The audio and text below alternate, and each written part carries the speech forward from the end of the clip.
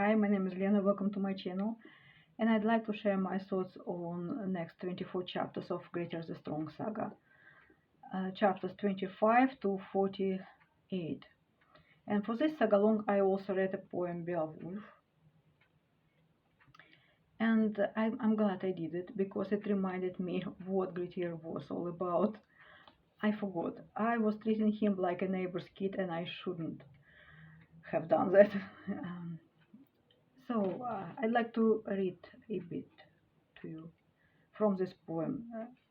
The play that for me explains the entire saga.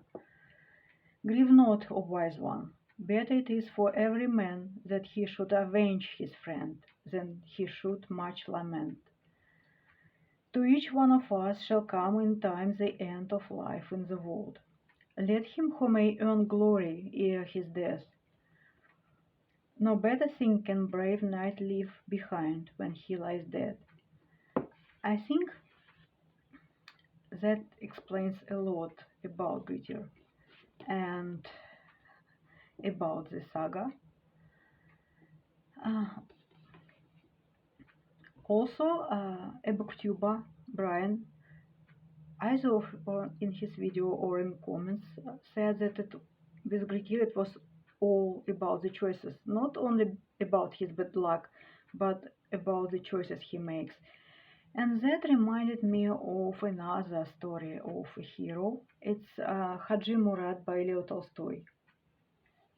In this story, a very strong man, a leader, is caught up between blood feuds and war parties. There is a war going on. He and his family are caught up in this, and he literally has no place to go, and he is an outlaw himself as well. And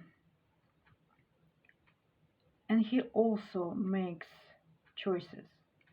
When he was a young man, he witnessed a death, a murder of his foster brother. They had one and the same nurse maid. I guess they were foster brothers. So he witnessed the death of his foster brother, whom he much loved and respected. And he could have rushed in and tried to help and die with his foster brother, but he was afraid and he ran away, and he was ashamed of it his entire life. And his entire life he made a choice to do whatever he had to do in spite of fear, not to show fear, not to listen to his fear. So he made this choice his entire life. And I think the Grettir also makes a choice. He always chooses fight over blood money. And he always is looking for a challenge, for a strife, like when he goes to fight Glum. I think Grettir wants this glory. I think he wants a saga written about, sang about him. He was probably raised on many such sagas, like Alexander the Great. He was basically raised, according to popular historical books, on Iliad, and he thought about himself like about Achilles, so he pictured himself being Achilles. So Grettir makes these choices. He always chooses the fight, and if he fights a man, he is so strong that he usually kills a man. He says about himself that he would fight probably 4 people at the same time, but he wouldn't fight 5 because he is uncertain of the outcome. With 5 warriors fighting against him at the same time. I'm sorry. So he is a very strong warrior, and he absolutely couldn't can't let go a grudge, a mistreatment. When he was a kid, he played a ball with another kid, Audun, sorry about that. And this kid was older and stronger, and they got into a fight, and this Audun won this fight. And Grettir absolutely couldn't let it go. Many years passed, and he looked up this Audun and challenged him to a fight. He made him fight, and they fought, and this time Grettir was the strongest, and he won.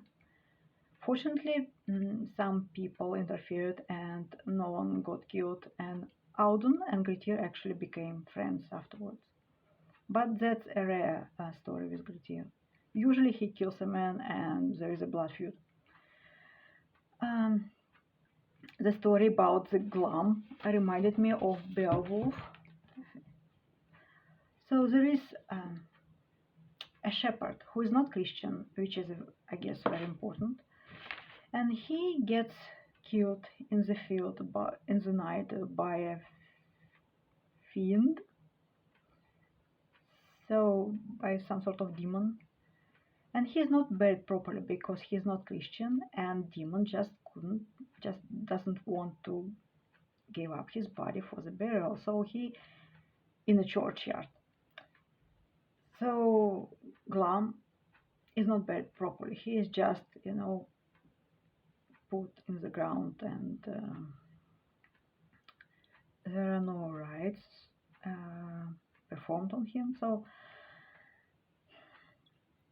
he is not lying peacefully at rest in his grave. He roams about in the night and kills shepherds and servants and guests of his master and farm animals. And Grettir spent several nights on this farm in the house, and then he fights Glum, and he wins this fight and kills Glum. But before Glum is dead, he either curses Grettir or prophesies his misfortune, his end. And the tone of Saga changes. Everybody and their mother prophesies Grettir's death or misfortunes. Even his brother Thorstein, I'm so sorry guys.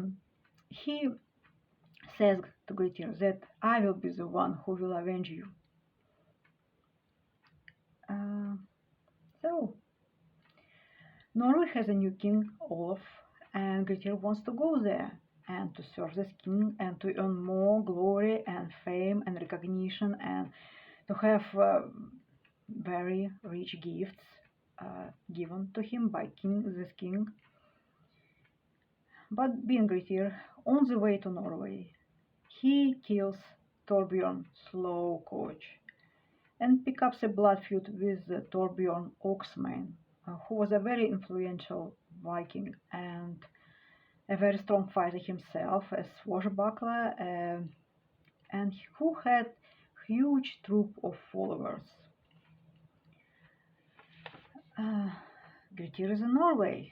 He is unreachable, but Atli is here, and those blood feuds work in such a way that you don't have to kill Grettir. You may choose to kill his male relative, Atli, who is a peaceful farmer and who has never fought anybody.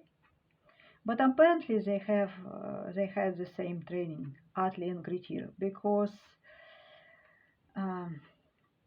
Atli fights and wins the fight, and Thorbjorn Oxmane loses some more kinsmen in the process. But eventually he ambushes Atli and kills Atli, so Grettir loses a brother. Also on this way to Norway, accidentally, he sets a house on fire, and in this fire 2 boys die. And they are the sons of another influential Viking, Thorir of Gard, who gets Grettir outlawed in Iceland. Nevertheless, Grettir very quietly comes back to Iceland and avenges his brother Atli. And that is the place that this part of the saga ends. A bit later on we will know a bit more about what it means to be an outlaw. Thank you for watching, goodbye and happy reading.